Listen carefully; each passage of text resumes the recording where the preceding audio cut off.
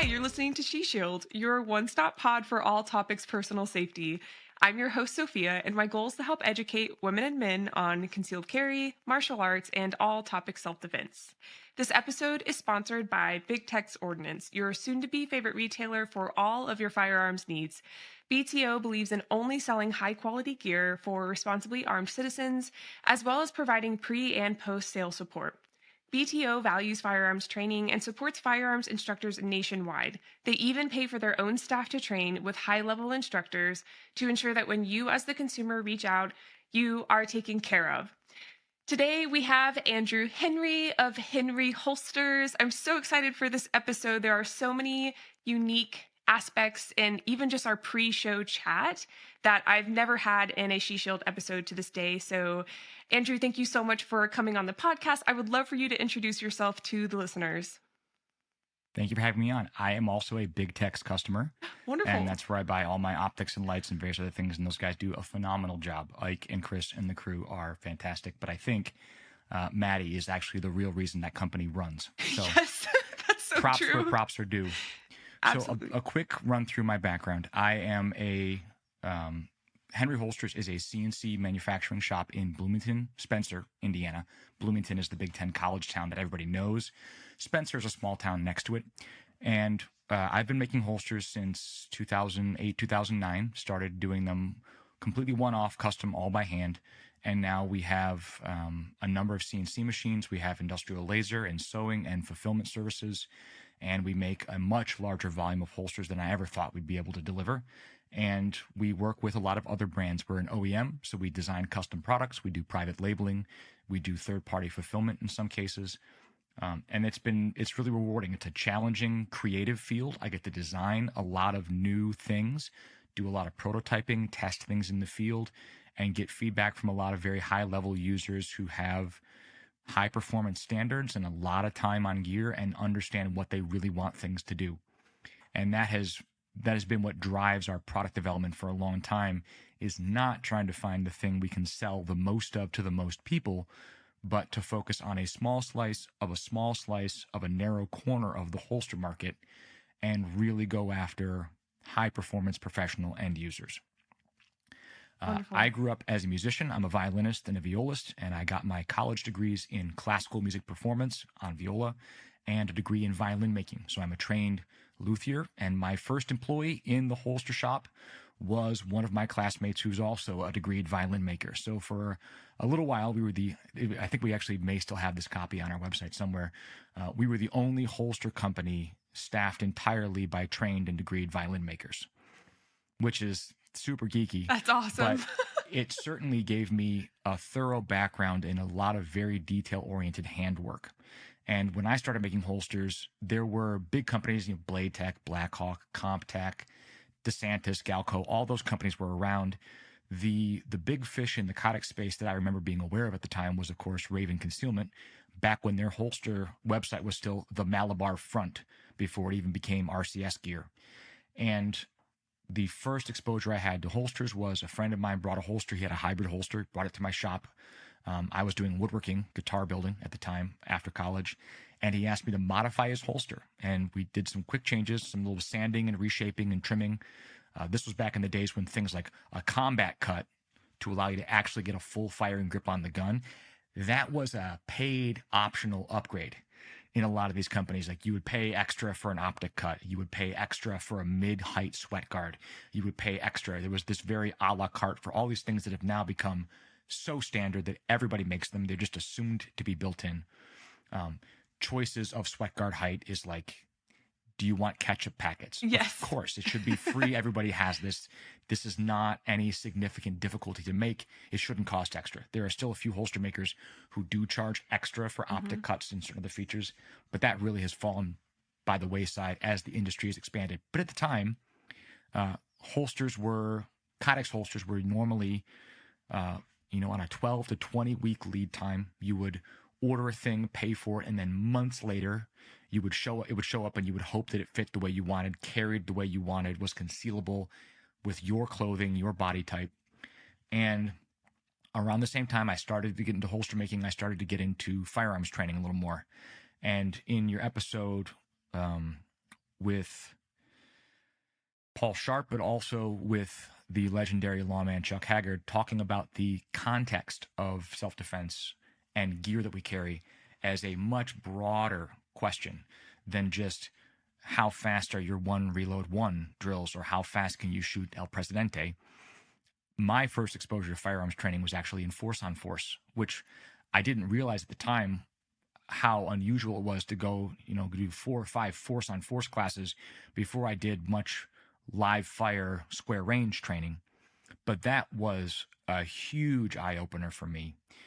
At that point, I was building custom holsters in small volume, but to be able to go to a class and spend a lot of time really testing my decision making, my problem solving, my ability to process information, my ability to verbally interact with role players and not talk myself into bad situations, not talk myself into altercations. That was really a total change in perspective for me, and has really informed a lot of my choices about the gear that I make, the kinds of customers and how we support them, and what other ongoing training I pursue. So obviously guys like Cecil Birch, Craig Douglas, Paul Sharp, the whole Shivworks collective, William April. I had a chance to take one of his classes, which was excellent, before he passed away. Those are guys who are dealing with a much more high resolution, full frame kind of problem rather than just how to shoot faster and gooder.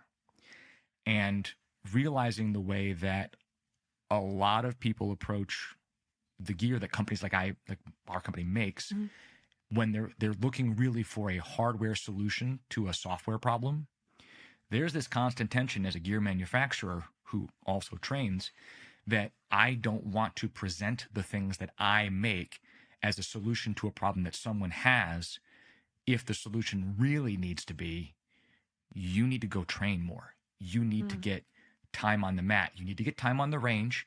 You need to get time in force on force. It was the first time I got shot in the face with a sim gun was just shocking. I was so unprepared for somebody at contact distance taking out a firearm, pointing it right at my face and just going, snap, without any hesitation. There was no talking at that point. It was just, I had a split second to process, that's a gun. And then I got shot right in the face. With the sim helmet? And with the helmet? I was wearing a helmet. Okay. I was wearing a helmet. I was saying, I don't see the scar, but No. I mean, I definitely have bled from sim guns before. 100% same. Yeah. Oh. Yes. But it's a good time. You always have fun. Absolutely. The adrenaline covers it right up. The welts and the blood are just part of the fun. Yes. But I had gone shooting. I grew up in upstate New York, in Bloomfield, New York, which is a small rural town, not that different from a lot of places in Indiana where I currently live. And my dad hunted. I'd been to the gun range a lot of times, but New York still is very restrictive of handguns. And I was growing up there during the assault weapons ban. And so lots of firearms were heavily restricted. And I could go to a range, but as an under 21, I wasn't allowed to handle or shoot any handguns. So I shot shotguns, I shot rifles, I checked out all the cool stuff that other people had at the range. And as long as the RSO wasn't looking, they let you shoot a handgun. But I didn't have any experience with people who carried a gun, aside from a handful of cops that we knew. And so getting into that and wanting to start to carry myself after college and realizing that it was opening up a whole new world of things I didn't know was exciting, but also pretty bewildering. There's so much stuff out there, and there are so many different approaches to training, and there are so many schools of thought on what you should carry and how much you should carry and when you should utilize this tool versus that tool, all these things. Of all the things that I've done in training, force on force was huge. Understanding verbal skills, and particularly the muck concept, and managing those kinds of interactions where you're not really sure yet how it's going to go, and you're using your words as a tool, as a fence to create space, to create time, and to discern the other person's intentions. Seeing people who could practice that as a finely developed art is like watching Obi-Wan Kenobi say, these are not the droids you're looking for. And when you see that up close and realize, I don't know how to do what I just watched this other person do, and it's clearly skill-based. That wasn't luck. They didn't happen to say the right thing. I know Craig Douglas from Shivworks, South Narc, has said he wants his students to have the verbal agility of a stand-up comedian doing crowd work.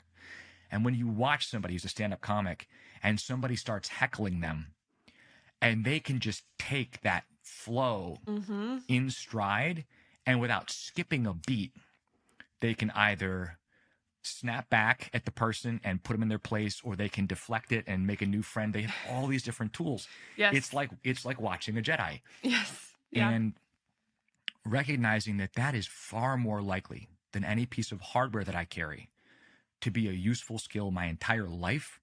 And I can use it in any state. I can use it in any country, any place I speak the language. And I can use it regardless of what other tools I may or may not have with me. That's a soft skill, and I can take it anywhere. Really highlighted that to me as a piece that I wanted to refine and develop and work on. That and comfort with hand-to-hand contact. So I've been doing jiu-jitsu for almost 6 years. I've got a great gym in Bloomington, Vortex Martial Arts, that Mick Williams owns and runs. And he is an OG Pat Rogers and Shivworks alum. He's been training for a long time. He's a police officer, former SWAT cop, has done a lot of different things. That was a really healthy environment for me to get into, because it was not just jiu-jitsu as jiu-jitsu competition sport oriented. It was jiu-jitsu in a gym that was thoroughly informed by a bunch of guys who put hands on people for a living. And that totally changed. Sorry, I'm getting the sunlight in my side window. Little rainbow. That totally changed the balance of how they think about jiu-jitsu. Yeah. And that was really great. So when did you start doing jiu-jitsu? Oh my goodness. First of all, just love your story so much. We connected before this episode and learned that we are both violinists. So you started when you were 4. I started when I was 5. So I was a year late, but just so many things I'm excited to talk about with you. First of all, I started when I was 13, and because I was a violinist, you will understand this. My mom did not want me to do it. She didn't want me to break my fingers. Don't hurt your hands. Exactly. She wanted me to be an all-state competitor like my oldest sister. And I came home with a broken nose one day. And my mom was like, you're done. You can't do that anymore. So I continued in my traditional martial arts, where we were safe and we did point sparring. Nothing was ever, too crazy. No contact. Exactly. And then when I was 21, I began to get curious. Actually, when I was 18, I began to get curious because we would hit the floor on accident during sparring. We'd trip over something, but then we'd stop. My coach would stop the timer and be like, stop, reassemble. I'd be like, oh my gosh. Pause. Yes, we can't do that on the street. So what happens? And it wasn't until I was 21, I took on Muay Thai and Brazilian Jiu-Jitsu again more seriously. Rebroke my nose after a surgery and had a second surgery after that. So I've been super apprehensive getting back into it. I was unfortunately one of those people that got their blue belt and then skedaddled for a little bit, but I had a medical reason, okay? And then they always do. Having a blue belt is a medical reason. Exactly. You're right. But then I went to the Guardian conference put on by concealedcarry.com, and I talked to Paul Sharp, and it just hit me. Like, there was really no excuse to not train at all. It really hit me. And that's when I ordered a helmet from Redbeard Combatives. I have a partner that I trust with my actual life and knows. And the other day we were doing an armbar from mount after doing a certain sweep from guard. And it was this whole thing, and we were kind of speeding up as we went. But every time she would get ready to throw her leg over for the armbar, she would pick it up, slow down, and then she'd go back into it a little bit faster. So she's someone I trust very closely. That's the long answer of when I started. And I thought Paul's description in his episode of how to tell whether a gym is a good gym was really interesting. It was, if you walk into a gym and it's all 20 to 25-year-old guys going 150% all the time, that's not a safe place to train. Absolutely. My gym is in a college town, so every fall we get a fresh crop of testosterone loaded Ooh. 18-year-old high school athletes who come in and they're brand new white belts. They want to do jiu-jitsu and they spaz out so hard. Yes. And Yes. we have a decent number of female students at our gym, which is Okay. excellent. Our gym has a very healthy culture and started a kids program a year and a half ago. Hadn't had one before that, but my oldest son is in the kids program. Very nice. And it's excellent. I occasionally Awesome. go to the kids classes and get to be sort of an assistant coach helping some of the kids work through their moves. That's awesome. But when all the new meathead white belts show up, I just don't roll with them for a few months until Yes. some of the upper belts have had a chance to break them in a little bit. Yep. And tell them to chill out. Yes. Show them and tell them, even right? Even just this past week, we had 2 brand new white belts at the gym. And we were working on some very basic guard positioning stuff, just really simple stuff. And we had an odd number of students, so I got asked to pair with these 2 new guys and just walk them through the drill we were working on. And I got down on my back, and we were working on just grips from the top side. And the first guy grabbed the cuff of my pants, and I could feel his arm shaking from the tension. And I went, hey, I'm laying there on my back, and this guy's got my legs. I'm like, hey, take a deep breath. Yeah. This is just drilling. There's no resistance. Right. I'm not going to surprise you with anything. You should be relaxed. Totally. But the second he laid hold of me, I could just feel his entire body was tense. And I'm like, all right, before he does anything, before he moves, before he tries, and I'm going to just dial it down. I like it. Just chill. Just relax. And there are still moments when you're like, is this white belt going to zig or is he going to zag? Do I need to be worried about this? Yep. And if a young, strong, I'm almost 40. Do I turn 40 this year? I turned 40 this year. I'm going to be turning 40 this summer. I'll say, I don't know. I don't recover nearly as fast as I would have if I was 20. And I'm not as flexible as I would. Things hurt more sooner. And I've had some broken toes, and I separated a AC joint in my shoulder, and I just got swept wrong, and I came down right on it, just right, and it popped. And you get injuries. And so when a young white belt grabs hold of me and they don't really know what they're doing, they don't really know the position, they decide they've got a limb and they're just going to yank on it, I just tap, because I don't have to, I can't be like, oh no, I can't let this new white belt tap me. I'm a blue belt. Right. It's like, no, I don't want this kid to injure me out for the next 2 months. Yes, 100%. I don't care if he taps me. I want to be here for class the rest of this week. Yes, 100%. And that balance is it's so delicate. And I remember this, I don't even know, the 3rd time I broke my nose. It was the most serious break. And every time I think back, I think, you should take up boxing. You've already got it in the bag. For real. Broken nose, no big deal. Take up boxing. Might as well. Well, I have had 2 nose surgeries. Before my second one, I went just all out competitive rolling at my gym. I was like, man, like, this is the last time I can put my head into someone like this.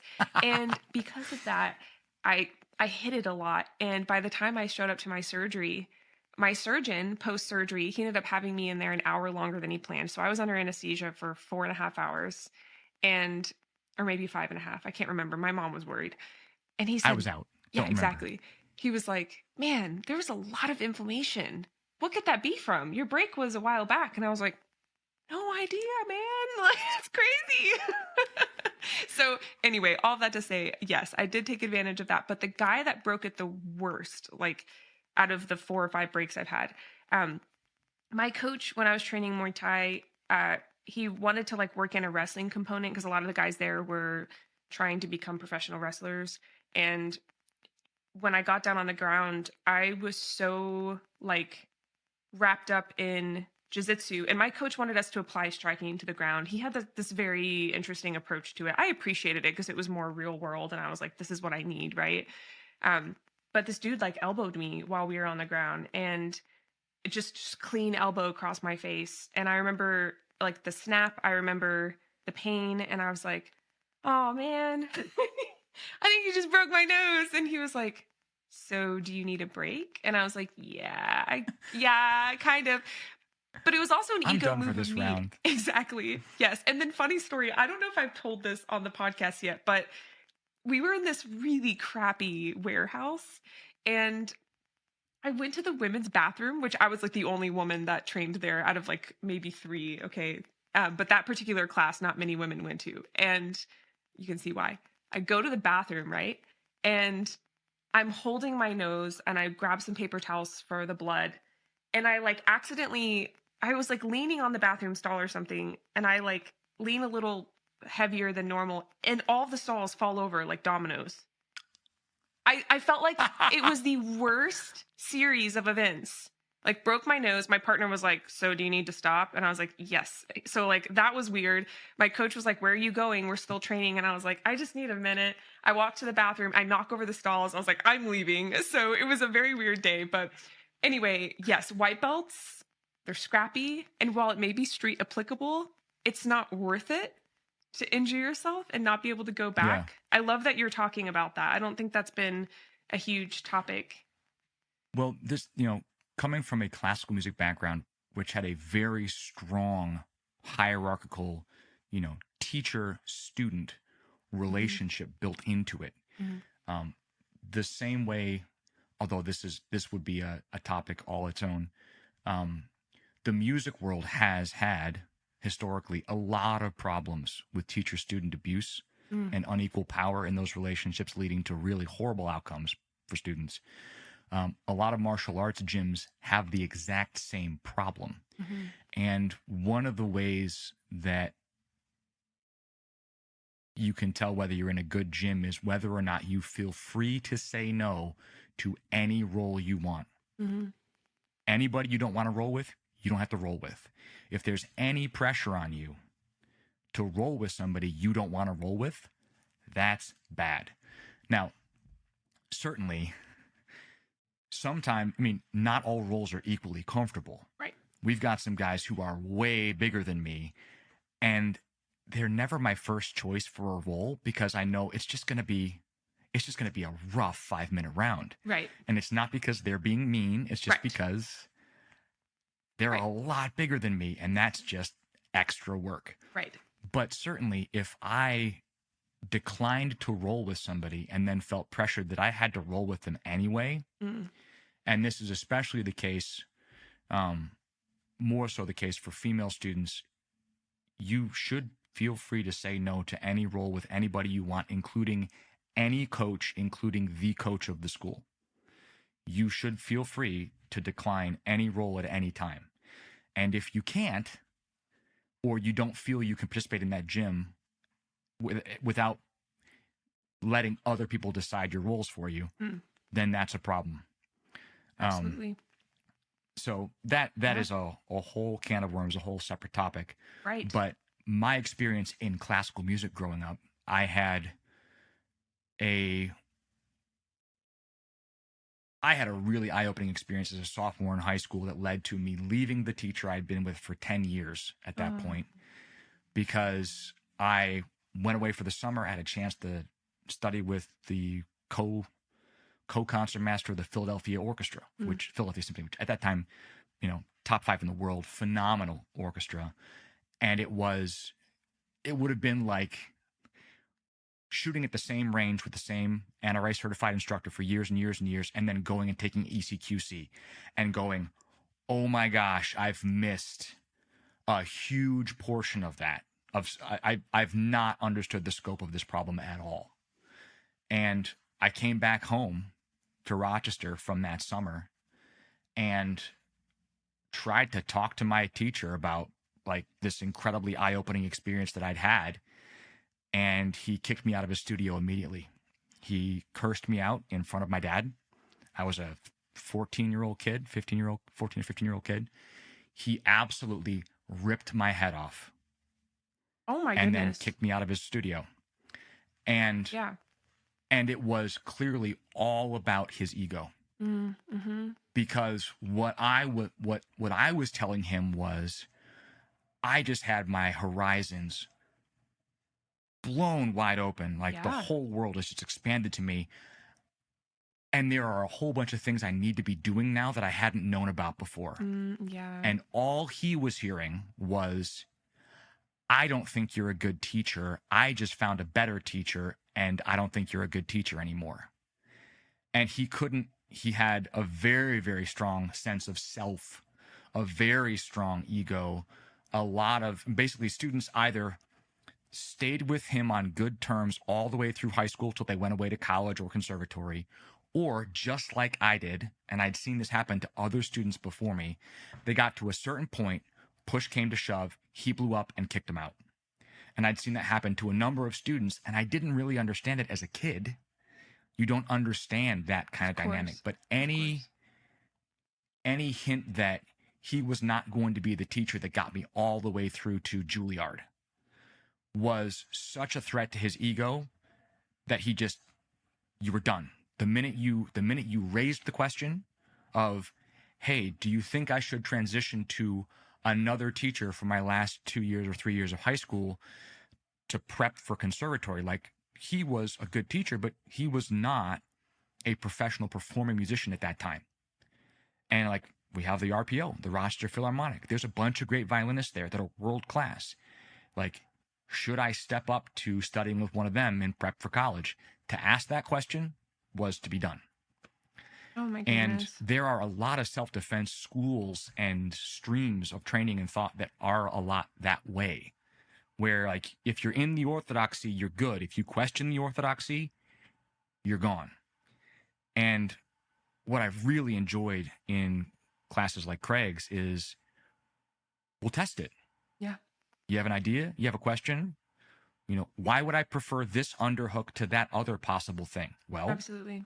grab a tack knife trainer. Let's set up that position. Try to not get stabbed. Yes. Okay. Take the tack knife back. Set up this other position. Try to not get stabbed. See a difference? Right. You want to try them both again? Go 2 for 2? See a difference? Right. Absolutely. I love that that you kind brought of- this up. Yes. Sorry. Yeah. Yes. Keep That going. that kind of willing to test it, willing to try it, ego. I don't have to take the trainer's word for it that this works. I get to test it. Yes. And on the gear development side, as a holster company, I don't want to try to dictate to people what their carry should be. I don't want to dictate to them what kind of belt they need to have. And when we were talking about things to discuss, I brought up the idea of what's old is new again. And just like fashion, like Yeah. the number of guys who are now sort of making it cool to deep carry snub-nosed revolvers, when 5 years ago, if you carried a snub-nosed revolver, you were either a FUD or you were going to be dead in the streets tomorrow. Mm-hmm. Like, there's this recurring cycle, and people, I remember seeing somewhere a meme, it was the graphic of like, your daily carry progression, which is you start off with something basic, and then you get a Glock, you start off with whatever, then you get a Glock 19, then you end up with a Roland Special, then you branch out into something a little bit more weird and bespoke, staccato or LTT or something a little fancier, and then you rediscover the simplicity and the beauty of a 5-shot snubby revolver. You carry it everywhere. And then at a certain point, you're like, I feel like I want more capacity. And you go back to a Glock 19. And this whole cycle just repeats and repeats and repeats. Yes. And Interesting. as a holster company, I started off making hybrid holsters. That was the first thing that I made, with a specific focus on a full 2-piece kydex shell with a thin, flexible leather backer, because I was very aware of the limitations of the, at the time, Crossbreed was the dominant company, but now there's a zillion copycats, of a single-sided kydex shell riveted to a thick leather backer. The leather wears out over time. It starts to flex. The retention of the holster is variable. And when you unholster, the pocket collapses and you end up with the classic, like, tipping the muzzle of the gun in towards your body to nose it into the holster cavity. I'd seen that. And I knew that it could be designed around if you had a full kydex shell, but you wanted your belt attachment points spread out for greater stability and to keep the overall package a little thinner right where the gun is. Anytime you put a belt clip directly on top of the gun, you're stacking thickness and you create concealment challenges. They're not insurmountable, but you have to surmount them. They're there. And so we developed this fighting hybrid, which had a very low cut leather backer. It didn't have a full leather sweat guard. Okay. And it solved a lot of the problems that I saw inherent in hybrid holster designs at the time, but it was so time consuming to produce. Mm. I could not scale up production, and it was so intensive handwork. Like every single leather backer was individually hand cut. So for a Wow. long time, I was doing individual holsters by appointment, more like I was a bespoke tailor than a manufacturing shop. You would come to my shop, you'd bring your firearm, you'd dress however you would normally like to dress when you conceal carry, and then we would have a discussion and a fitting, and we would talk about where you wanted to carry and ride height and cant and all these things, and then I would sketch this thing out and template it and then make your holster. And it was normally like a 3.5 hour process for an appointment. Wow. And I couldn't scale it up. It couldn't actually become a company. It could have stayed a hobby, but it couldn't have been a company. Without decreasing quality. Yeah, it would have been very, very hard to make money, any kind of real money that would allow the company to grow and afford to take on and train employees. When you have a very high manual skill process, the delta between bringing in somebody and then getting them trained up to the point where they can produce quality work that you want to send out the door with your name on, the more skill intensive the work is, the longer that runway is to get them up to speed, which means you need to have enough excess money to fund the cost of them training but not producing for longer. Yeah. And so I started getting into CNC machining in 2014 to make molds to form kydex holster shells. And as soon as I did that, it was obvious this was the direction I wanted to go. So I taught myself enough CNC machining to be dangerous and started making all these molds. I started consulting and doing mold design work for a bunch of other companies, many of which are not around anymore. There was a huge renaissance, well, not even a renaissance, a huge naissance, a first-time birth of tons of small holster companies. And the leading edge of that was guys like John Hauptman at Filster, because he did tons and tons of YouTube videos about how to make a kydex holster. And up to that point, there'd been almost nothing about that. And so I was on the leading edge of that wave along with John. John and I met each other back then and got to be friends, and have continued to work together very closely ever since. And I think he and I have a uniquely great relationship in that we both have a background in the arts. We're both very able to visualize things and talk both conceptually and practically about what a design needs to accomplish, what its limits are, what its construction methods will be, and what likely challenges we'll encounter. We can basically talk through a product and do the first 4 or 5 iterations virtually without having to actually make a thing. And John's background is in fine arts. He does very, very good drawing. So oftentimes he'd bring me an idea and say, hey, I've been thinking about doing this or that, and would show me a beautiful sketch of the thing. And we talk about how it was going to work. And then I take it and turn it into a detailed, 3D CAD model that we can then CNC machine a mold out of and produce parts from. And the process of designing gear is really interesting to me, because a customer has a need, a felt need. Whether or not it's an actual need is a separate question, actually. But they have a felt need to carry a certain thing with them, some tool, some piece of equipment. And they have their own unique body type, their clothing style and fashion. They have their daily context of where they carry and who they're around, where they work, where they live, where they go to church, where their kids go to school, where they shop for groceries, what overall town they're in, do they ride public transport. There's a billion potential factors that all combine to make their unique context. And even though every person's context is different, concealment is art and science. And the science part of it is, how do we make things blend into the human body? How do we make shapes and orient gear in positions that are optimal for it to be absorbed, visually absorbed in the shape and the outline of the human body? And then the art of concealment is, how do you create the overall social camouflage, whether that's clothing, whether that's posture, how you stand, how you walk, how you talk, all those things factor into how other people perceive you and how much mechanical concealment you need in order to fly under people's radar. I'm good friends with Greg Ellifritz. I've known Greg for a long time. And I remember him having a funny article one time about choosing graphic t-shirts to enhance concealment. And he just showed side-by-side pictures. He's wearing a zip-up, neutral-colored hoodie with the zipper partly down so you can see part of the graphic on the graphic tee. And it seems kind of weird. Just showing part of a brightly colored shirt that has some graphic on it draws people's attention. It's just like a pocket square in a man's suit coat. Yes. Yeah. That makes sense. And Craig is, of course, my my fashion inspiration. I don't know what I would even call him. Inspiration, yeah, yes. But sort of my guiding light of people who actually care about fashion and present it in a way that it starts to make some sense to me. But if you have those accents, those things, you can actually place other people's attention. It's just like sleight of hand. Watching somebody who's a gifted magician, they know where you're going to look because they're making you look there.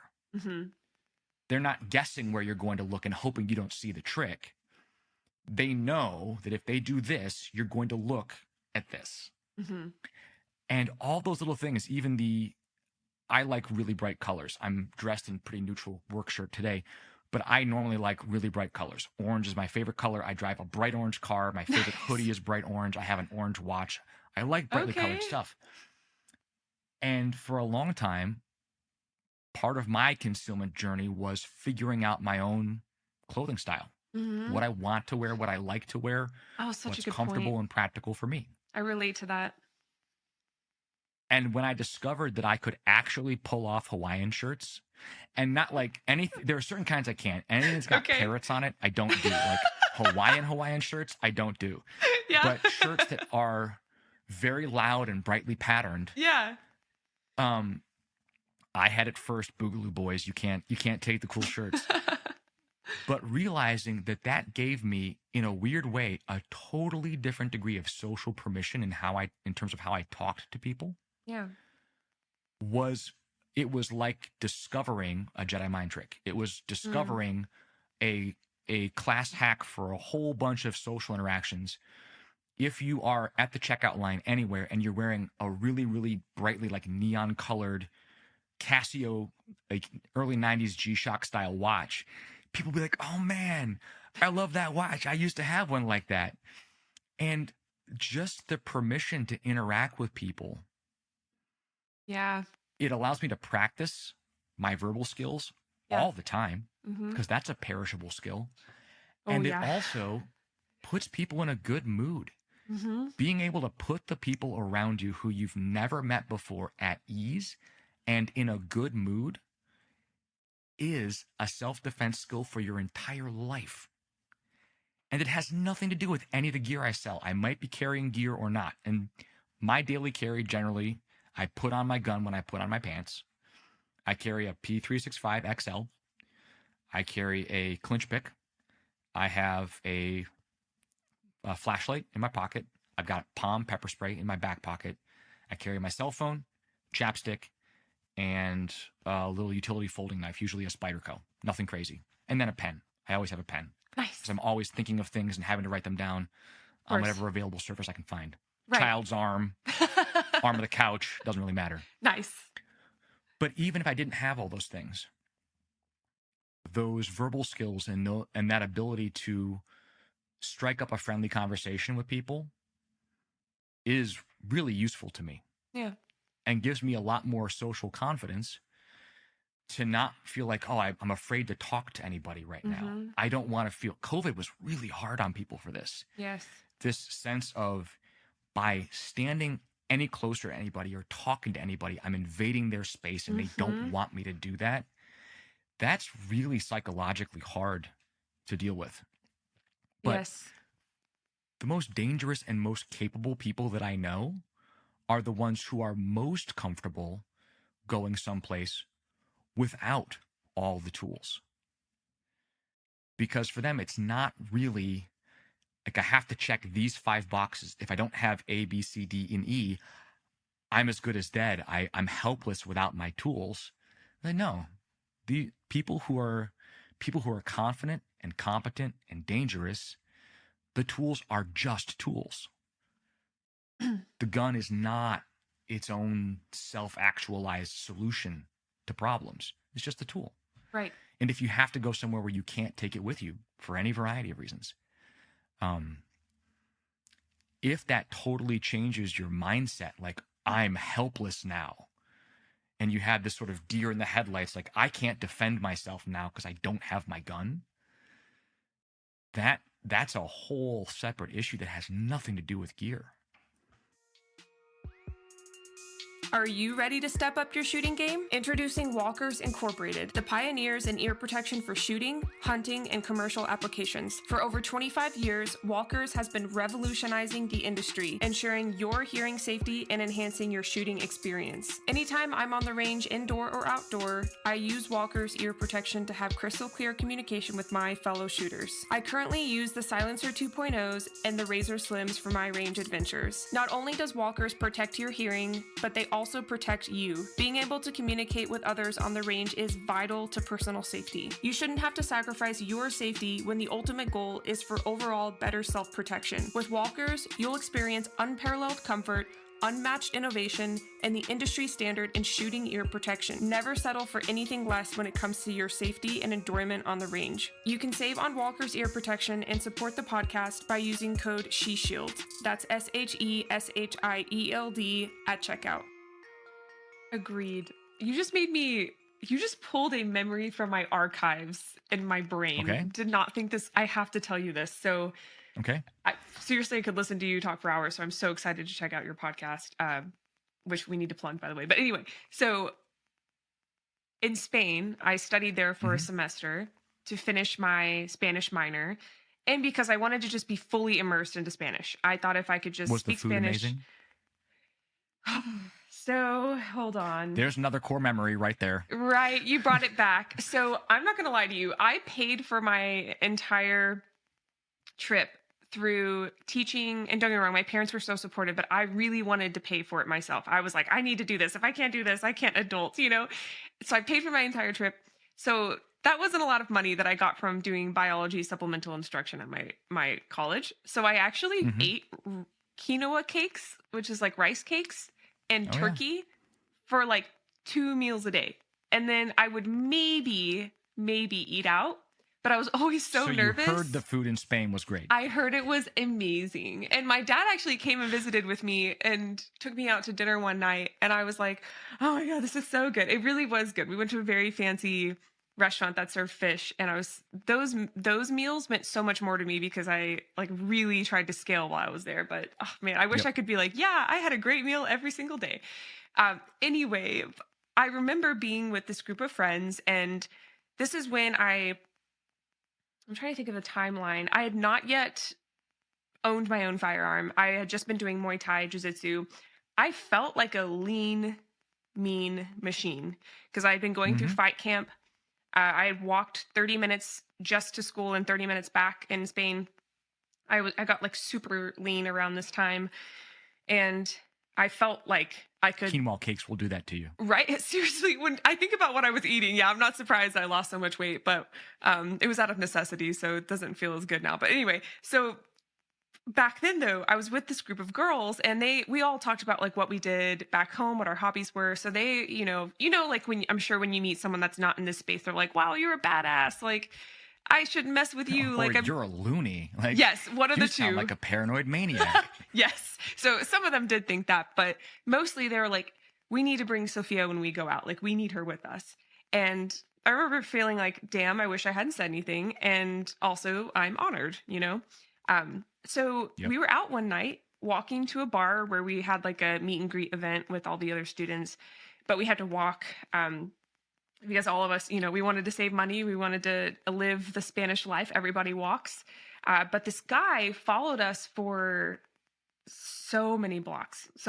I don't remember exactly how long, but I remember I was the only one in the group who noticed him until I kind of motioned to a girl and was like, "Hey, do you see him?" And she was like, "Oh, yikes." Like, okay. I finally got to this place where I was like, if I don't do something, like this is going to get so much worse. And we were walking in pitch dark. There were some street lights, but it was not ideal. So I turned around and I was like, "Can we help you?" And he was like, "Oh no, like where are you guys going?" And I was like, "You don't need to know that, but you've been following us and that's not okay." Like I remember feeling like the only person in the group that could probably do anything, so I just came out. Yep. And then I fast forward in my head to managing unknown contacts, Craig Douglas. I had to stand across from this random guy I'd never met. He was so nice. He was so Yep. kind. He was like, "Hi, nice Yep. to meet you." Very soft spoken. And then Craig was like, "I'm going to need you to yell at this guy." And I was like, "Okay, I want I you to can do punch that." him in the throat with your voice. Exactly. Exactly. And I remember being like, "Hey, stop, get back." Like I could barely do it. I was like, and I was like laughing to Please. cope. Yeah, please. Yeah. Please get back. Anyway, you just brought that memory up. There's something you said that triggered it, but yes, the verbal exercise. I was in Spain, right? At that point, it was like day 2. I Mhm. didn't have time to go and buy a knife, and that was my goal. I was like, I'm going to get to Spain. I'm going to go buy a cheap knife. I can carry it with me everywhere, and then I'll just leave it when I come back, or I'll try to put it in my suitcase. I just didn't trust customs with my really nice, knives that I loved. I didn't want to like lose a knife. So Are you a knife collector? kind of, my mom has Mm. purchased SOG knives for me my entire life. Like when I was like 9, 10, she put them in my Yep. stocking, and I got one every year. So just something like yeah, sure, yeah, Santa a brings SOG collector. knives. Amazing. Yeah, even though they're not like cold steel level knives, I still didn't want to lose them. Yeah, They mattered to me. So I bought a totally. knife there, but otherwise my voice was the only thing I had when I was there. Hmm. You've just made such a good point. I've never thought of that, how it transcends law. Like it's because it's always with you anyway. I love that you brought that up. One other Yeah. piece of for me particularly was from 2010 to 2016 while I was building the holster company up. I was working as an elementary and middle school teacher. Wow. And the same way that like when you're in front of a class, you have to have enough vocal projection and clarity. You have to learn people's names quickly. You have to Hmm. understand how to capture and maintain the attention of a person who doesn't really want to pay attention to you. But even with all that, the first time I was in one of Craig's classes and we were working on muck, I had exactly the same experience you did, which is after a few reps, my training partner was like, "I think you could be a little louder. You could be a little more forceful with that." And I'm Hmm. like, am I really not executing this well? I understand what I'm doing. It's a Right. non-threatening environment. No one's going to get hurt, their feelings hurt if I yell at them. Right. And yet I'm not doing it. Why am I Hmm. not doing it? Right. And Yes. realizing that it would not matter what I had strapped to my waistband. Hmm. It would not matter what I was carrying in what caliber and how many reloads I had. If I can't get over the hump of using my hands, keeping my fence up, and using my voice, Hmm. all that other stuff is so far downstream from there that by the time we get to it, it's not really going to matter that much. It's not that it won't matter. Absolutely. Certainly, a firearm is an incredibly effective tool, Right. but it's not its own solution. And when I Absolutely. talk to potential customers or current customers, I'm always trying to find a balance. I don't want our company to market on fear. I don't want to be a gear company that says, just imagine you didn't buy the product that we sell Mm, and then your yes. family's being murdered in front of your eyes Right. because you couldn't stop it because you didn't buy our gear. Yep. There are so many And the like that. amount of absolutely conscienceless, manipulative marketing Hmm. in the firearms and defense space is horrible. I want no part of it. I do not want to trade on somebody's fears. That doesn't mean I don't want people to have a realistic assessment of their risk profile. Yes. If you ride public transit like I did in college, there are times you're going to be around people that you immediately know are not safe to be around.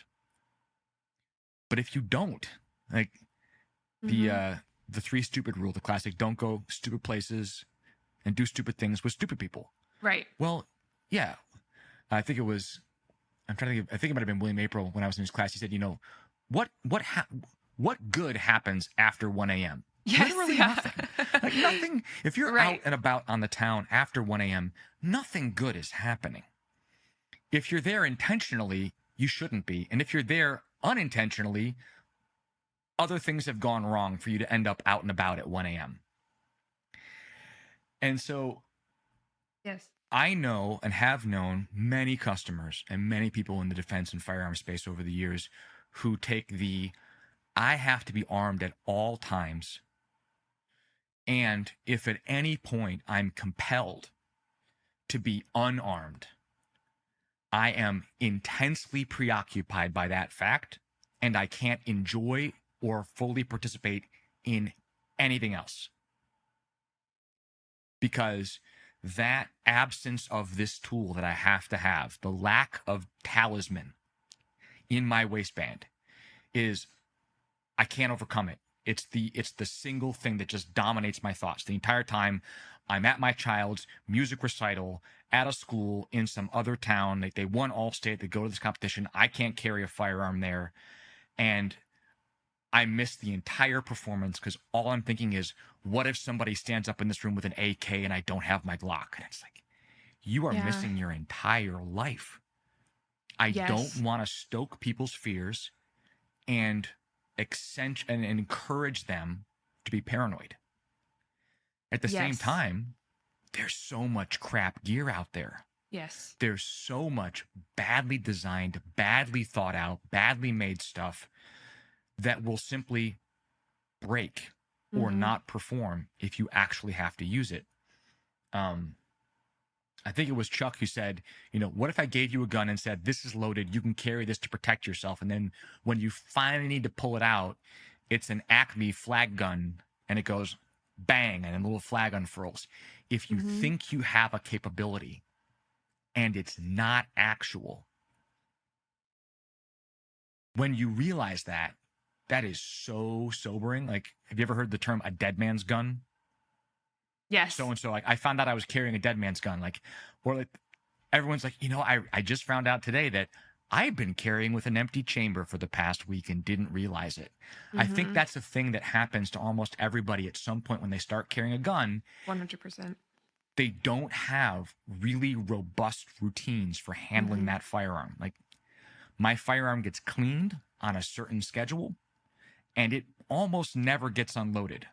I have a safe at my house that I store it in. I carry it when I'm at work, unless I'm taking it off to try on holsters that we're building, in which case I'm locking it up at work, but I'm leaving it in the holster. I'm leaving it loaded. I am not dropping the mag out and racking around out of that gun every night when I come home. Right. The gun comes off my body into the safe. In the morning, pants are on, guns out of the safe, onto my belt. It's the same thing all the time. That level of consistency takes a lot of the doubt of, did I remember to check that? I distinctly remember my press check phase. I had a press check phase. I was carrying a hybrid holster that I built. I had recently seen for the first time Magpul Dynamics Art of the Dynamic Handgun. It was like circa 2010, 2011. I saved up money and bought myself an M&P because it seemed like that was the greatest gun at the time. And every morning I would load it up, chamber around, press check, hit the back plate, make sure it was in battery, holster it up, and then go start my day. And at a certain point, I'm like, why am I unloading this and reloading this every day? What is that getting me? Why am I doing this? It's a chance to mess it up every single time. Every time I'm handling this loaded gun out of the holster, I give myself a chance to mess it up. Why am I doing that? So do you mean would you say this doesn't apply to someone who maybe has like one gun for their competition, dry fire, home defense, and concealment? Like, are you saying if you have multiple firearms in the household? Well, so the question of what you do if you have multiple firearms, and especially what you do if you dry fire. Dry fire is its own thing, and I Hmm. recommend Annette Evans' book, The Dry Fire Primer, as a great place to start for a lot of understanding the concepts of what you're trying to accomplish. And I think on the gear side, the dry fire is super, super useful in terms of giving you reps on building your grip, getting your sight presentation, getting your sight alignment, getting a clean trigger press. Those are all mechanical things and you need reps on them. But as a gear designer and a holster maker, I am far more interested in the stuff that involves weapon access. Okay. Not because sight alignment and trigger press are not important, but because there's a linear progression of things. And if you can't access your firearm, you can't press your trigger. And so a lot of the things that I think are most interesting, that are most under practiced, can be done with a blue gun. Mm. Practicing clearing your cover garment and getting your grip, you can do with a blue gun. You never have to unload it. You never have to reload it. It's completely inert. You can use it in your car. You don't have to have a solid backstop to safely point it at. With a blue gun, you can basically practice with it anywhere. You can get on the jiu-jitsu mats and you can grapple. You can take it to class, and after class, throw your holster on in your street pants and say to one of your friends, hey, I'm trying this new holster. I want to just lightly roll for 2 minutes. Try to take the gun off me. Yes. Don't armbar me. You know, this is going to be I know I've got a gun and you now know I've got a gun. Try to take the gun from me. I'm not going to try to draw it. We're not working on in-fight weapons access to two. For me, I just want to see how hard it is for me to retain the holster on my body and retain the blue gun in my holster. Take it from me. And that would not be a thing that I would ever recommend doing with a live firearm. You should not bring a live firearm to your gym and get on the mats with other students around and roll around with a live gun. Obviously, Right. a loaded gun, Right. completely out of the question. Of But course. even a unloaded and verified but live firearm is not the kind of thing you should be doing that with. Blue guns are one of the best investments. If you carry a gun, having a blue gun analog for your carry piece is one of the best dollar for dollar investments I think you can make in any kind of training gear. It's right up there with owning your own combatives helmet so you can actually have somebody hit you. A blue gun is, once you've paid for it, it's like $55. You have it forever. It doesn't wear out. It doesn't rust. And you can do all kinds of stuff with it. Absolutely. Super useful. Would you say that the situation varies so for USPSA, for example, I like to simulate the trigger press. I would be concerned if I just trained with a blue gun that when it would be time to press the trigger, I would almost hesitate, almost like pulling your strikes. So Right. how would you balance that? Well, when I talked about being in my press check phase, I had a certain mode of handling my firearm, which involved not storing it till I'd unloaded it and then reloading it before I put it on my body. And that was all unnecessary administrative handling. I see. And at that time, I was living in a rented house. I didn't have a gun safe in my bedroom, so I was storing the gun unloaded on a high shelf. But I don't want to leave it loaded. It's not locked up.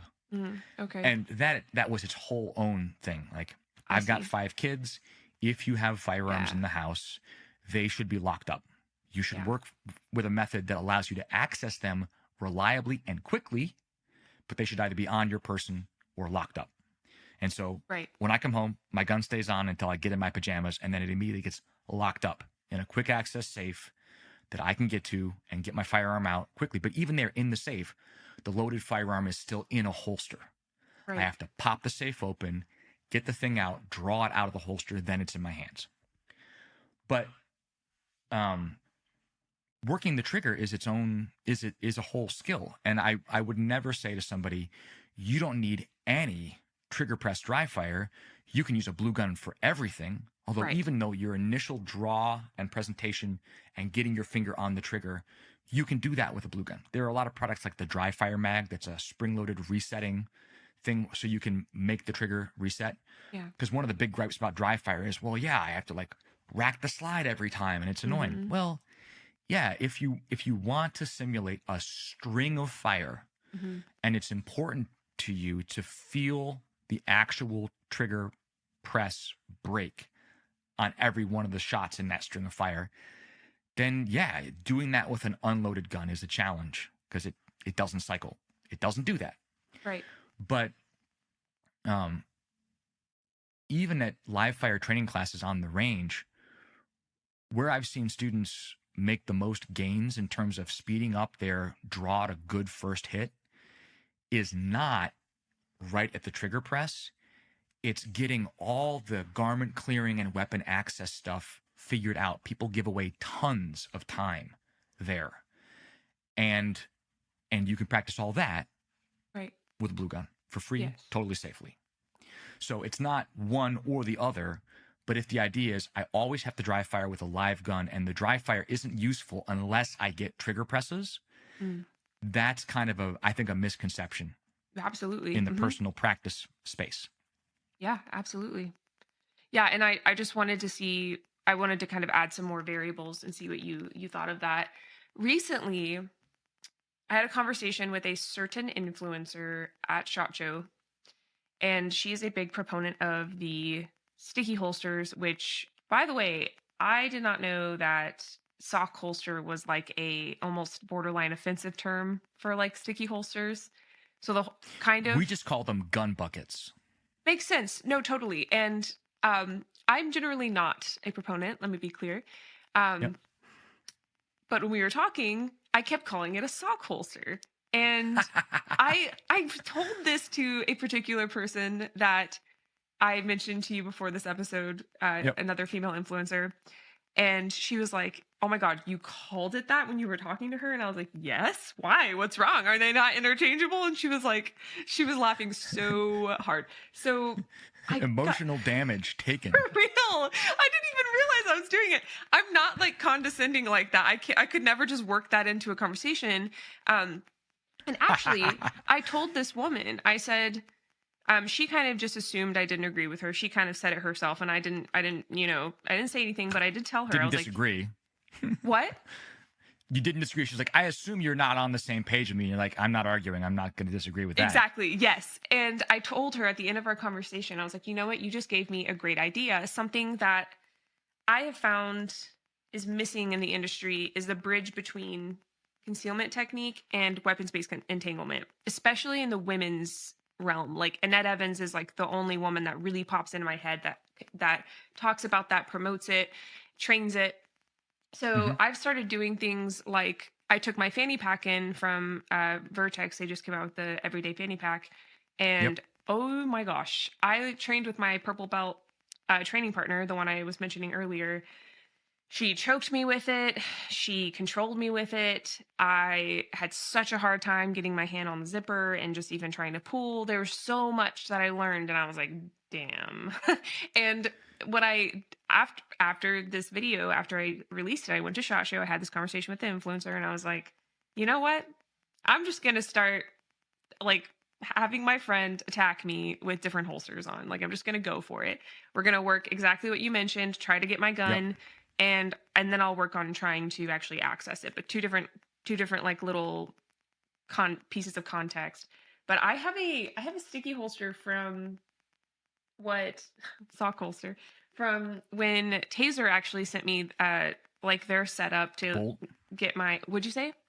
The bolt. Yes, the Bolt. I think it's the Bolt 2 or something, but I actually have that. And I was like, maybe I should just put that on and see what happens with a blue gun, because I love being able to like pull up a video and be like, hey, watch this video of what happened when someone is like, I have the receipts. yes. So I have a list. I have so many things I'm getting ready to try with my training partner.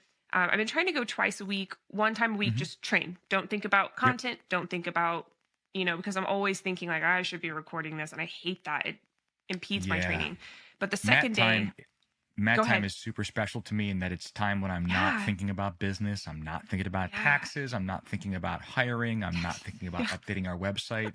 I'm So real for just that. thinking about not getting choked. I'm Yes, just exactly. thinking about improving my position. Absolutely. Yeah, and I know I just went on a tangent, but I love that you brought that into play. Like something I've been struggling with. It's been so long since I've been to ECQC. I almost feel like Yep. a fraud when I talk about it because I've only been once, and I try to say that a Yep. lot. Like I've only been I have once. actually not been to ECQC. I've trained with Craig a couple Oh, times. I've you done say edge weapon EWO? overview, but I Yes. haven't been to ECQC. And it's actually coming to Ohio, not that far from me, later this spring, and Oh, I'm planning to go to it. So this is okay. finally the year. When I first started training force Amazing. on force, in my first class, there were a couple guys there who had been to ECQC. And when they described it, I'm like, oh man, that is way too Gotta hardcore for me. go. I am not up Oh, for that. okay. I don't think I want to do that. A lot of people Um, feel that way. It's and intense. Hmm. I forget which episode you were talking about this conception, and I know Cecil Birch has written about this immediate action, Uh-huh. um, has written about this conception that you have to get ready to go to a Mm, training class. Like, oh yeah, I want to go to ECQC, but I feel like I need to do like at least a couple of years of jujitsu before I go to ECQC.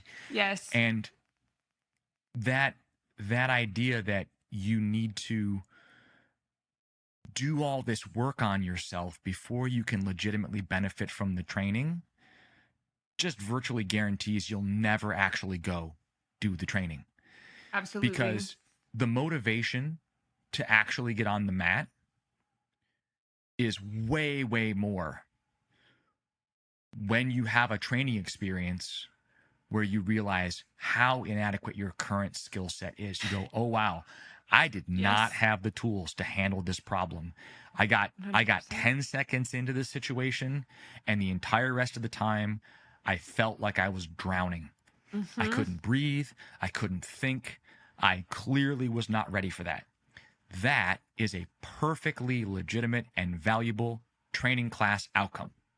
Absolutely. I just realized how big my deficit is. And now Yes.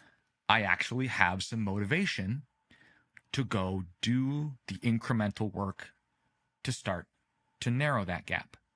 Yes. Because until you really get your ass handed to you, Yeah. there's always room to make excuses and say, well, I would have just this, or I would do that, Uh, and then, yeah, yes. before I started jiu-jitsu, I had a chance to take a one-day force on force class. And there were a couple guys, there was at least one black belt in the class. But we did a section on grappling inside a vehicle. I wasn't aware at that time of Craig's VCAST class, but this Okay. was just grappling in the backseat of a car. And I was so unprepared. I had no clue how hard it was going to be to try to keep a person who had any idea how to grapple. I had no idea how to grapple. It was just catastrophic. It wasn't even really a fight. The other person could basically just frame me into the seat and hold me. I couldn't do anything. I feel I that. couldn't think and problem solve fast enough to come up with a single useful action to take other than to hyperventilate and gas out and flail around. It's like, Yep. Yep. no, zero progress made. And at that point, And they're just waiting realizing you at out. that point that I'm not going to fix that problem in a weekend class a couple times a year. Because watching the black belt get in the car and a blue belt try to grapple with him, and watching the black belt just frame and control the other guy's limbs and gradually work into a top position and just completely dominate that without really even having to exert himself that hard, because he was able to connect himself so effectively to the structure of the car and use it. It was amazing to me. I'd never seen anything like that. That was really motivating for me. And that was one of the things that really stuck the point in my mind that I need to find a gym. I need to go start jiu-jitsu. And so in late February, almost exactly 6 years ago, mid to late February 2018, I just looked up jiu-jitsu gyms in my area, found one that was close to me, looked to see if they had a class that day. They had a class that night at 6:30 p.m. And I just told my wife, hey, I'm going to skip dinner and I'm going to jiu-jitsu. And she went, what? And I didn't really know I had the address. I didn't know the building. I didn't know anybody there. I just showed up. I walked in. I introduced myself. I was scared to death. They let me do the class in my street clothes. I had to take my belt off, but just t-shirt and pants, and went out there and did the class.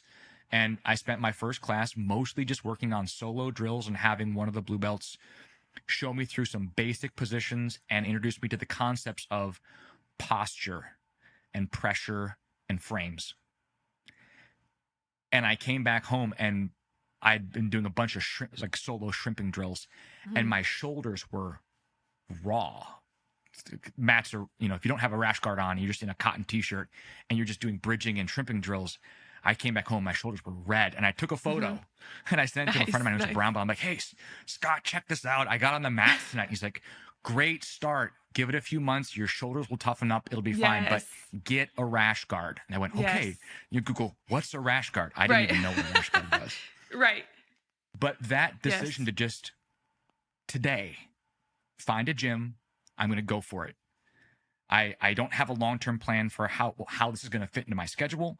I don't know how I'm going to pay for it because gym memberships are not free. But I'm just going to go. I have to jump into this pool. I have to do it. Right. And what I've found there in the past 6 years is a ton of great friends, an ever-changing challenge, because, everybody gradually finds their own game, how they like to roll, what positions they like, what subs they like, where they really struggle. And I'm surrounded by people who are all on their own individual journey with their body type, with their reach, with their weight, with their preferred pace and style of play. And it's really exciting. And there you see, even in just 6 years, you see a lot of people come and go. The number of people that I've seen get their blue belt and just vanish is a bunch. Yeah. Present company accepted, of course. No. But, we see a lot of new white belts who stick around for a couple of months and then don't come back. I've just seen a lot of students. It's not for everybody. It really is an odd crowd of people. Yes.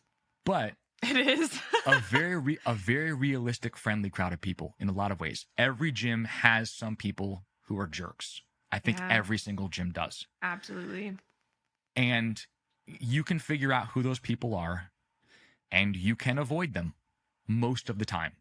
Right. Sometimes for drills and things where you're just rotating and it's not choose your own partner for a live round, sometimes you get stuck drilling or doing situational sparring with people you don't like. And there is a ditch on the other side, which is if you have your training bestie and the two of you are only ever roll with each other and only ever drill with each other, you're missing out on the opportunity to try it out on somebody 50 pounds heavier than you or 8 inches taller than you, or somebody who has grips that you just can't break, or somebody who's so flexible that your normal pass just doesn't bother them. Yes. That's such a good point. I love my gym. There's great people there.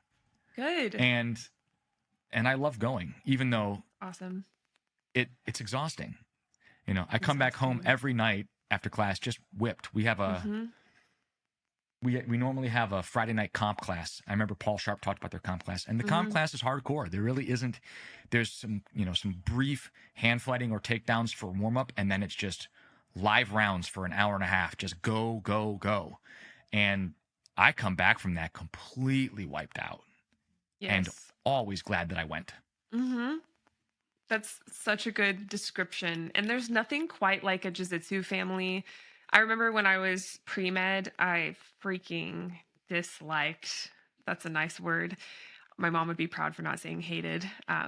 All of the pre-med students I was with because they were so stressed out.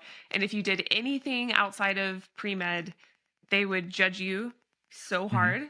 They'd be like, where are you going? And it was like Mean Girls. It was like, where are you going? And I was like, to jiu-jitsu. And they'd be like, on Wednesdays, we wear scrubs. Exactly. Okay. Yes, that was really good. Yes, exactly.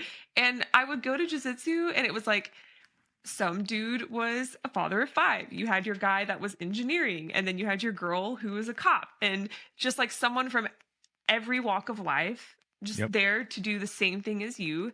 And they thought it was so interesting that I was pre-med. They'd ask me questions, and we would go hang out. We party a little bit. I threw some parties back in the day with my You know, crew. I have not been to a single party with my jiu-jitsu peeps. Not one. Man, there's pros and I'm cons I'm to it. middle-aged now. Well, you get to know people like really well, and I don't know. I think that it actually ended up being harmful at one point. Um, Back in the day, I won't mention the name of the gym, but one of my instructors did advance one of our students. Um, or I guess what am I saying? Propositioned one of Promote. my students. Oh. Yeah, and it drove a wrench in all of the females at the gym because As of it the should. way he did it. And Mhm. you know, if it was like I don't know, if they were the same age and vibing, like why not? Maybe, but like that's a very neat, nuanced area. My rule when I was single was never to date anyone in the same gym. Because of a negative experience with a past instructor, actually. So what you said earlier really did speak to me, and this situation drove just a hella wrench. So I don't know. It may not be the best It's the thing to same. It's do. the same way in the self-defense industry with instructors and students in classes. Yes. The responsibility you take on when you are an instructor or a teacher and you're training people, that is not a dating pool. No. Should not be a dating pool for you. And that's not to say that you can't ever date somebody who was your student, but like the class is not a dating pool. Yes. And yeah, the complications that come from instructors blurring those lines and blending those worlds is really destructive, and it can break apart a whole gym. It can destroy the progress and the entire journey of a number of students all at once. Yes. It can really do a lot of damage. There have been far fewer than there should be public blowups in gyms in the past 5 years in jiu-jitsu over abuse allegations. There's a lot more that goes unreported, undiscussed. You know, if I knew of a certain gym and I wouldn't send my wife or my daughter there to train because of what I've heard about the gym and the guys there, that's a problem. And it's hard to talk about because a lot of it exists in this gray area of what's the name of the book? The book is Creepology. I don't remember the author's name. Do you know that book? No, but It's I called want to read it. I think it's called Self-Defense for Your Social Life.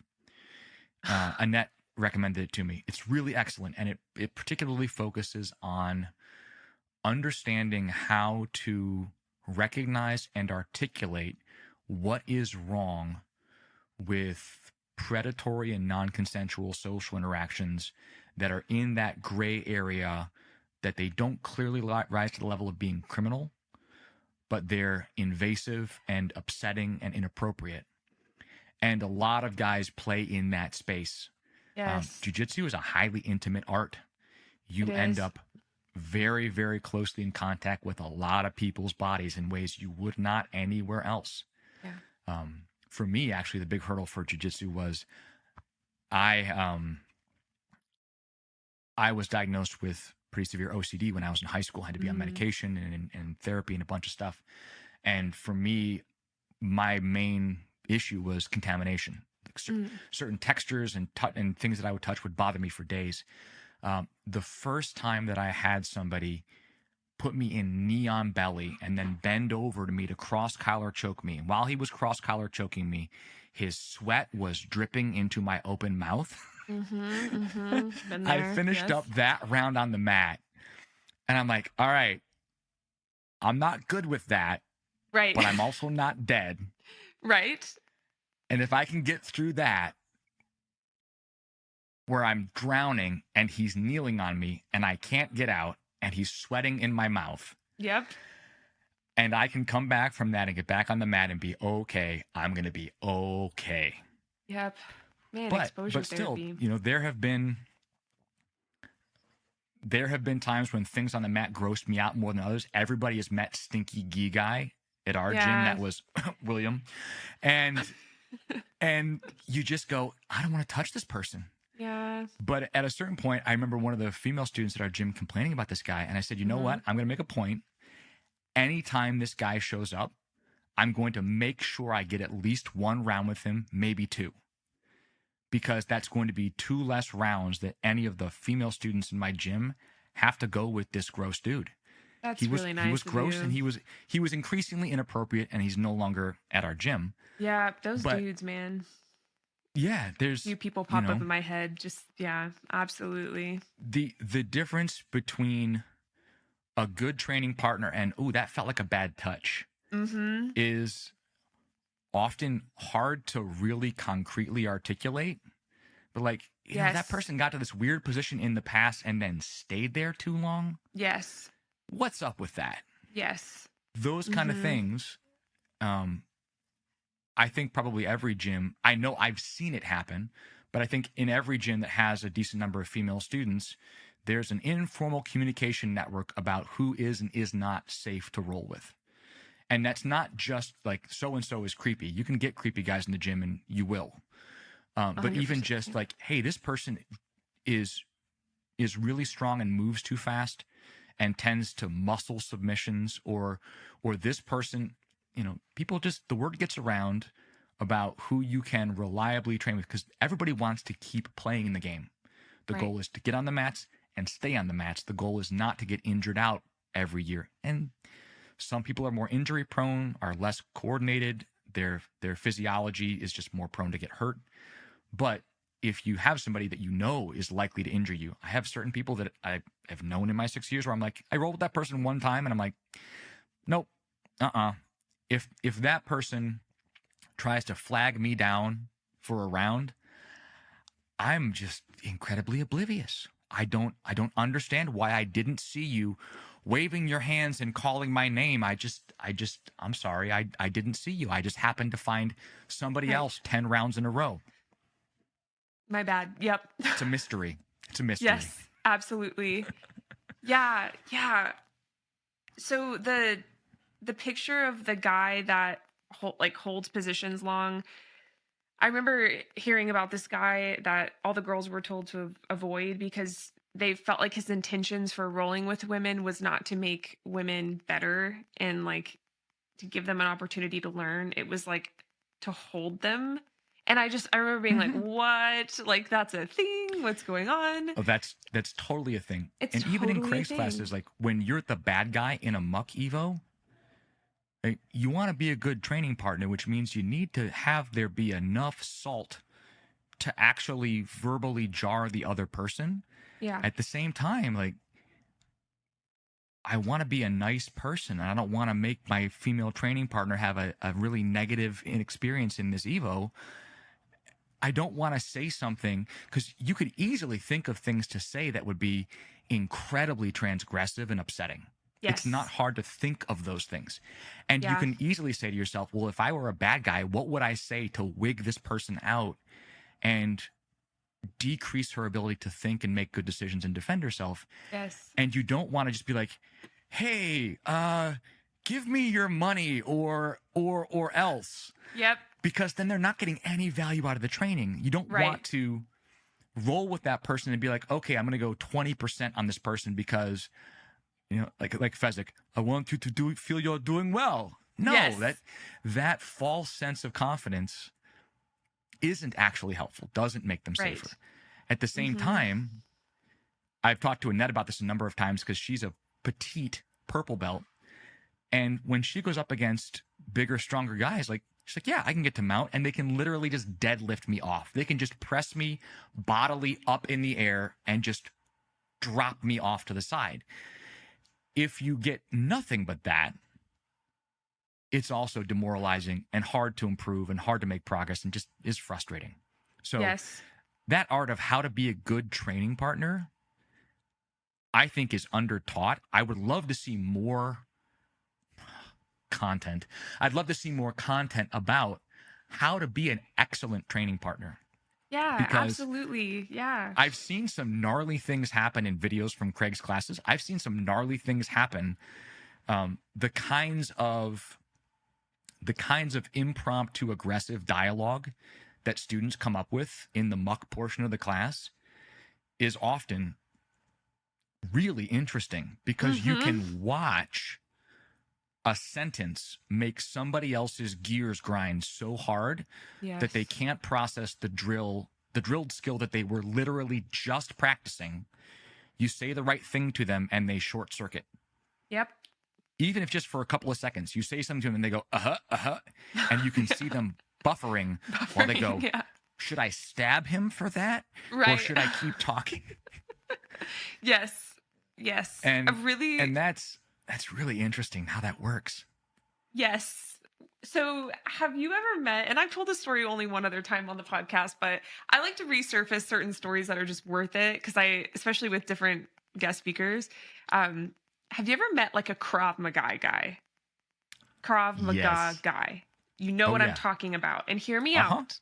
I have taken Krav Maga. There are some really awesome things I learned from Krav, especially about how to be aggressive, how to get your stance, that like the pre-fight stuff.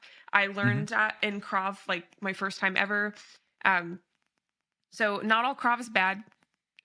I'm just saying that in case anyone's listening and they feel triggered right now. I have some good friends who are very into Krav and I support them. Yes, exactly. This guy at ECQC, and actually I recently ended up unfollowing him. I connect with people at classes and I don't care who I follow. Oh, well, don't get me wrong. I have to like know you, have met you, or just really think that your content is valuable. Interesting, valuable, relevant, something. Yes, or I want to watch your journey. So those are the 3 reasons I follow people. And sometimes it's out of obligation because I'm like, I don't want to be rude. Anyway, just being transparent. It'd be like that sometimes. But this guy, right? Let me tell you what he did at ECQC and then I'll tell you what he DM'd me. But at ECQC, this guy came up. Craig told one of the guys to come up and just like, I think ask about jumping his car for him or something very benign, but like told him to like come up and be a little like sketchy, like kind of moving and stuff. So this guy walks up and almost immediately this Krav guy kicks him in the groin. Yes. In the middle of an ECQC sim. I've never seen Craig say stop like faster than that. And of course, I've only been to ECQC once, but we all like stopped and we're like, that can't be right. This guy, he was like, oh, my bad. Like, I shouldn't have done that. I got really anxious. My killer instinct. Yeah. My training kicked in. Actually, now that I think about it, he didn't say I'm sorry. That was another thing that hit me. He was like, oh, like Craig said, don't do that. And the guy was like, oh. And the other guy was like literally holding his crotch. Yeah, he got kicked in the groin. Yeah. And it didn't look like this guy had like much remorse. It was really weird. So we connected on social because he walked up and he was like, hey, nice to meet you. He told me all about all the training he's done and, about how amazing he thinks it is that there are women there kind of thing. And I was like, oh, dude, thanks. Yeah, totally. And so I followed him back and he DM'd me one time and he was like, you don't need to look when you reholster. Like, you're losing tactical advantage. And I was like, wait, what? Like, and all I did was just respond and say, hey, man, like, I really don't think this type of extremist talk is good. Like, it was the way he said it too. I was like, and then I kind of explained, like, I would never holster my weapon unless the scene was safe. So why would I risk pulling a negligent discharge towards my body? And I was like, misfire? What? Yeah, exactly. Oh my God.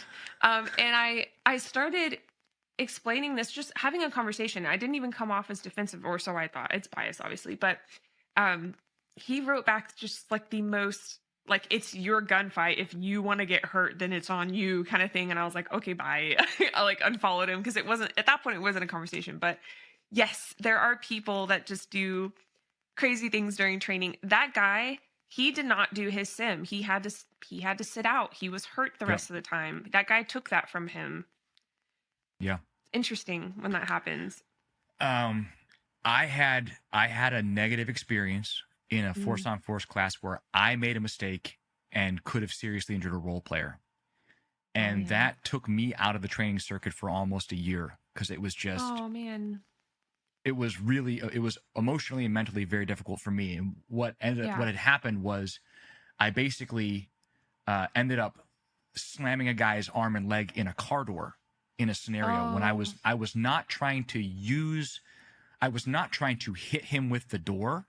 I was right. trying to close the door and get away from the vehicle, and was Ah. not thinking at all that he was still partly in the door frame. Oh man. And Yeah. those force on force classes were specifically non-contact. There was no Oh, grappling, there was no sparring. It was a lot of muck kind of stuff, a lot of verbal interactions, okay. and sim Yeah. guns were in play, flashlights were in play, but it was not combatives. Interesting. Why is And that? it, Am I um missing something? so the focus of those courses really was on decision making prior to needing to use tools. Okay. And so for that reason, it was we had a number of older people in the class. It was not the kind of thing where you wanted a bunch of guys grappling, and it was in a simulated town that had parked cars and buildings you could go inside and multiple staff role players. The floors were all concrete. There was no padding. It was not a grappling environment. I see. And I so they see. did not want, there was the only real rules for physical safety in class were you always keep your PPE on, because they had the whole thing enclosed off. All students who were not in the active scenario, you'd go into your scenario as solos. All the scenarios were solo. There could be a variety of role players doing different things, but Right. students entered the scenario one at a time. There was no, Streets of Rage Contra tag team player two with you. You were always by yourself. And it was no running, because they didn't want you to like trip over the curb and fall. And there was no contact shots and Okay. no putting hands on the role players. I see. And I slammed this dude in the car door Mm, with my full body weight. And the yeah. lead instructor was on me so fast. And he just grabbed me and he pushed me up against the car and said, "What are you doing?" Oh And I man. was just like completely deflated, just Yeah. crushed. Because Yeah. obviously, like, the role player is a friend of mine. I've trained Oh, with him in a number of other classes. I'm not trying to hurt him. of I course. wasn't trying to hurt him. Of In course. that moment, I thought, I have to close this door and get away from this vehicle as he's getting out of it. And I Right. just slammed it on him. Yeah. And he wasn't injured. And afterwards, he's like, "Hey, man, I totally understand. Sorry that happened." But like, I Good. was done for the day at that point.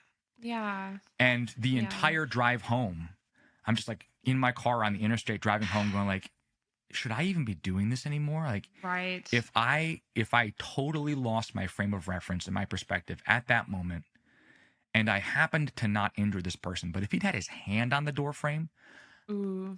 I could have absolutely wrecked the next 6 months of this guy's life by just Right. destroying his hand. Oh, that's tough. Yeah. And the instructor, who was a friend of mine, was also so angry. He was not out of control, but he Right. was very angry. The only times I've ever seen him get angry is when somebody did something in class that was unsafe and endangered the role players. And Right. then he would go from like 0 to 100 miles an hour Mm, instantly. yeah. And I always thought, I'm going to be the good student. I'm going to be a good training partner. I'm going to show up. I'm going to take notes. I'm going to come prepared. I'm going to read the class list. I'm going to do all these things well. I'm going to be a good student. That was the, get straight A's, practice every day. I'm going to check all these boxes. Yes. And to have that kind of obvious breakdown in front of everybody that led to me being done for the day was such a huge blow to my ego. It was so Mm, hard to come back from that. yeah. Um, it was awful. Yeah. But if that hadn't happened to me in training, Mm, and I hadn't had to go through that experience simulated, if something like that had happened and I really injured somebody that I cared about mm-hmm. in real life because I couldn't think and I just panicked and did something, Mm-hmm. that would be so much worse.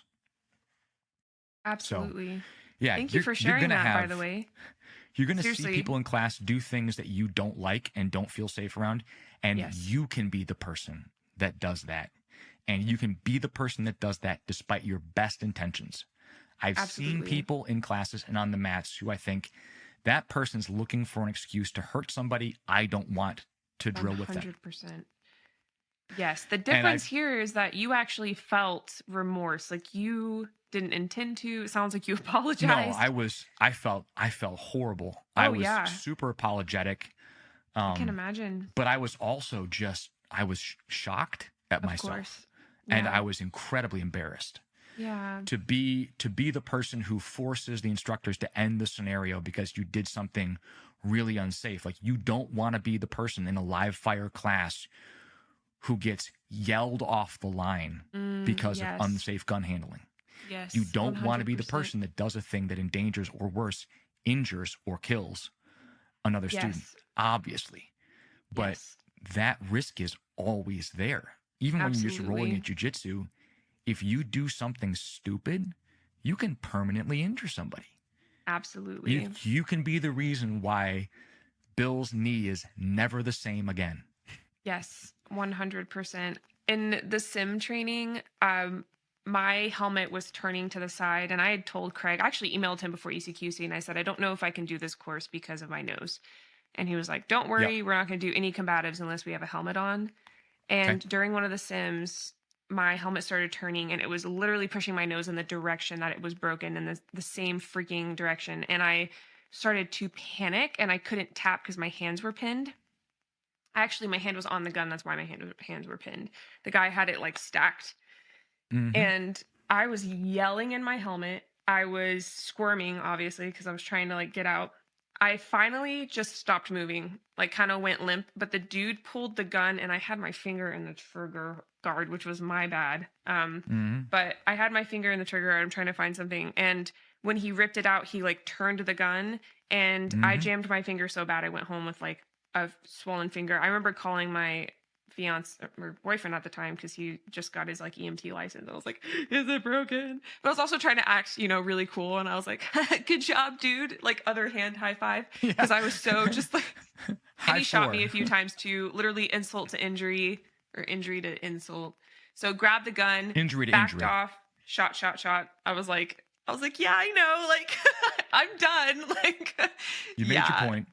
Yes, exactly. But yes, absolutely. And that guy didn't know any better, but that was a training error on my part. I feel like I shouldn't have had my finger in the trigger, but that's also tough because at that point I was still learning. Like, when was it appropriate to brandish the weapon? When was it appropriate to try to fire? Like, at that point, the gun was pointed away from me, so I don't think my finger should have been on the trigger. And that was a big lesson. It was one of those like the guy was told to get my gun from my waistband kind of thing. So he was pulling that gun out before I ever wanted to. So the gun was out, and it's like my finger got in there. I don't even remember how it did. I wasn't even thinking straight. My mic is moving so much right now, but yeah, like I wasn't thinking straight, and I caused myself an injury and compromised the whole sim kind of thing. It had to end. It was over. I was either break my nose or like and like have my ego, intact, or like crush my ego, save my nose. So yeah. Well, I had a really interesting conversation with John and Sarah Hopman recently, and because we've all taken a wide variety of classes, we've trained with a bunch of different people and seen. We've also, one of the advantages of being in the gear industry is sometimes you get to just go audit classes, even if you can't be there for the whole weekend and you can't participate. You can show up and see part of the class, observe what's going on. Occasionally, like I've just showed up to a class where I was going to be there for the half the day and just brought along some sample gear for students to play with when they're not the one in the scenario. Just I want them to check it out and give me their feedback on it. But the question that I asked John and Sarah, which we tossed around for a while and didn't really come to an answer on, but is what criteria, when do students have permission and authority to step in and stop something that's happening in the training environment? And this could be like, I mean, if you're on a live fire range and you've got 20 students, one lead instructor and one assistant, if you see somebody doing something unsafe and neither of the instructors saw it, do you have the ability, the authority to call ceasefire? Do you have a responsibility to call ceasefire? In Craig's classes, I've seen like one time, a dude just got his helmet punched off his head, just knocked off his head. The second mandatory PPE is off, everyone's yelling, stop, stop, stop, stop, stop, stop, stop. Because you want to make sure that nobody gets clocked when they don't have their helmet on. Yeah. But I could not think of an instance where I'd been in a training class where the instructors, as part of the pre-class safety brief, said, if any of the following conditions occur, whether I or one of the assistant instructors sees them or not, we expect you, we require you, for the safety of everybody here, to immediately call for a stop, whatever the command for that class. Craig uses break. Some classes use ceasefire. There's a variety of different commands. Different schools and different trainers have their own preference. Yes. But I don't, to my recollection, I've never been in a class where that skeleton key is handed to every student in the pre-class brief and says, if this happens or that happens, not only can you feel free to if you want to, but I expect you to stop it. Yes. And that is, I feel like that's a missing piece. I don't really know how big the piece is, or that's just been in my mind a lot the past year.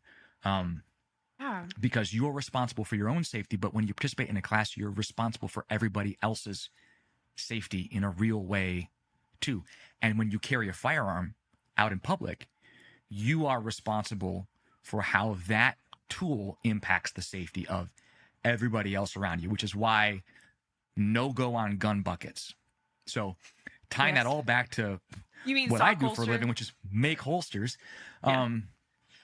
Our focus is almost exclusively on appendix carry of compact and full-size guns. We are pretty much exclusively concealment carry focused. We're not doing hunting rigs. We're not doing competition rigs. When people talk about the holster market, I usually respond with, well, there's about a dozen different markets inside the holster market. The same way that the firearms market is not a single market. Are you doing precision long range? Are you doing, Western style reenactment with 6-shooters and Winchesters? Right. There's so many sub markets within the market that in the holster field, there are other holster companies that make tens of thousands of units a year that overlap with what my company makes 0%. Because they're exclusively in the competition space, or they're in the hunting space, and they focus on holsters for Magnum revolvers, 41 and 44 mag and bear guns. And there's all this different stuff in that industry. What I've focused our company on is high performance concealment holsters for people who carry a gun all the time and want to make the signature of that gun basically invisible in all their normal clothing and in all their normal social contexts. Not like, I dress this way most of the time, but when I carry my gun, I put on a 3XL hoodie and just, that's how I conceal. Yeah. We want customers to be able to dress the way that suits them. Right. Obviously, there are always limitations. You can't carry a giant gun in skin-tight clothing, and no matter what your build is, and expect that it's going to conceal. But the Concealment Workshop, Filster's Concealment Workshop on Facebook is an unbelievable resource. And a lot of concealment stuff, the testing is your daily wear. You will not always know. Most of the time, you won't know if somebody who's a stranger to you notices your firearm. Because most people know, if I spot somebody who I think has a gun on them, I'm generally not going to walk up and say, "Excuse me, miss, the edge of your blouse is caught on the grip of your gun, and I can see that you have a canic." Right. They're just not going to engage.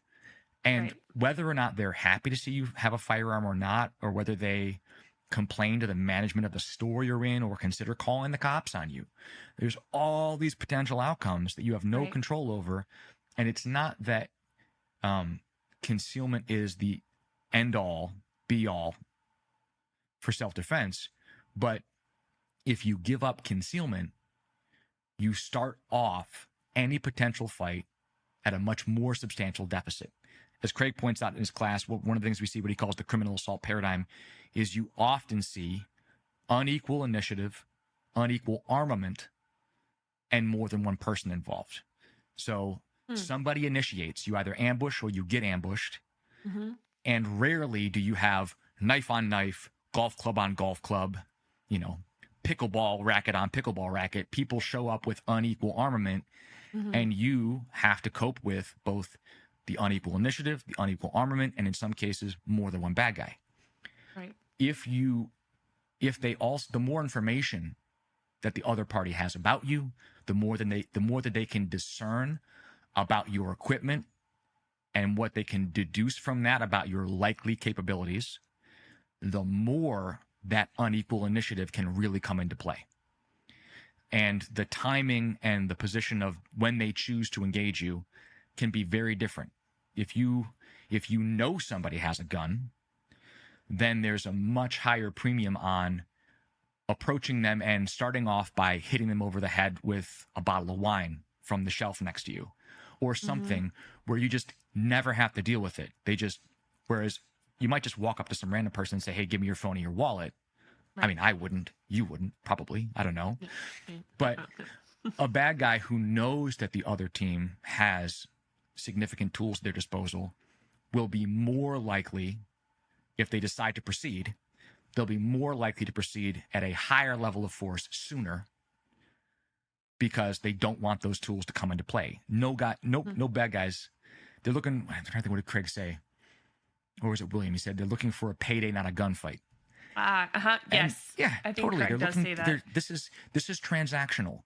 Right. When Craig talked about being an undercover narcotics officer, and he's like, yeah, I got stuck up and robbed at gunpoint a number of times, and in most cases, I went back the very next day to try to buy drugs from that same person who had just stuck a gun in my face the previous day. And you might say, that's crazy. Why would you do that? And he said, well, that's what addicts do. If I'm a drug buyer, that's the mode of behavior that I'm going to be in. It's just transactional. That stick up was business as usual. And that's so foreign to us. Yes, absolutely.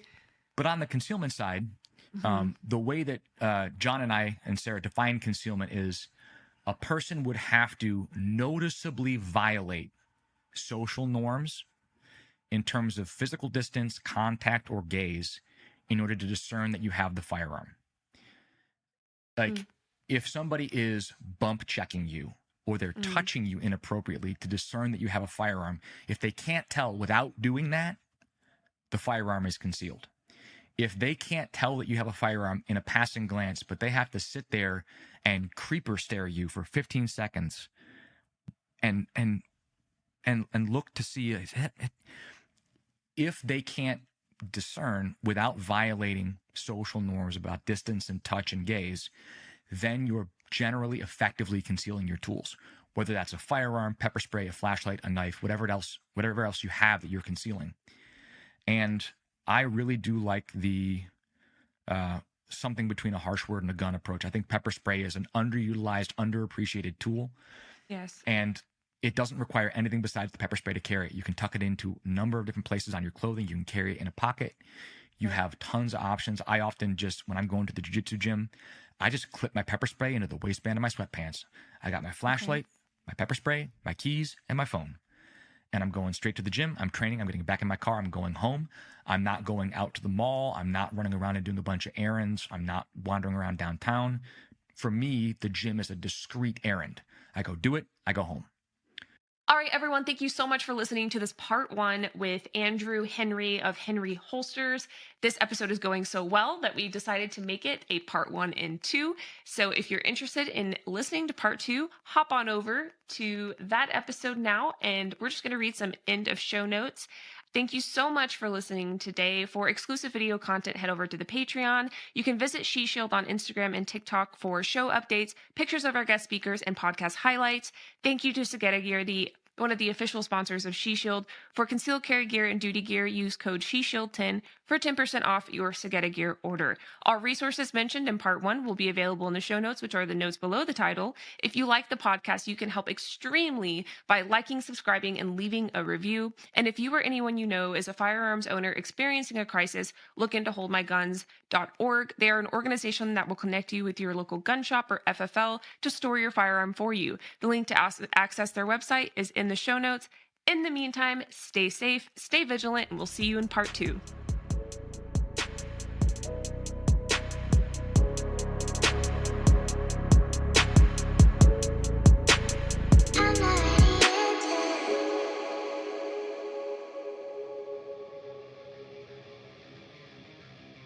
SOG knives began with the mission to reproduce the original SOG Bowie knife used by the Special Ops Unit MACV SOG. Today, SOG knives are carried with confidence into the most demanding situations. Forged out of tradition, hardened in the field, honed for you, whether you're protecting others or leading an epic hunting expedition, tackling one of life's everyday challenges, or facing your most extreme conditions yet, lead the way with SOG. What began as a single commemorative model soon became a full line of innovative tools, field-proven by U.S. Special Forces, even honored as the Navy SEAL knife of choice. I've personally carried SOG knives since I added knives to my everyday carry setup, and have yet to be disappointed by their design and durability. Their craftsmanship is rooted in legacy of honor and courage, and is unmatched. With SOG by your side, you are equipped to lead the way, no matter the challenge. Join the ranks of those who dare to push beyond limits and to find their own legacy, and use code SheShield to support the pod and to save. That's SHESHIELD at checkout.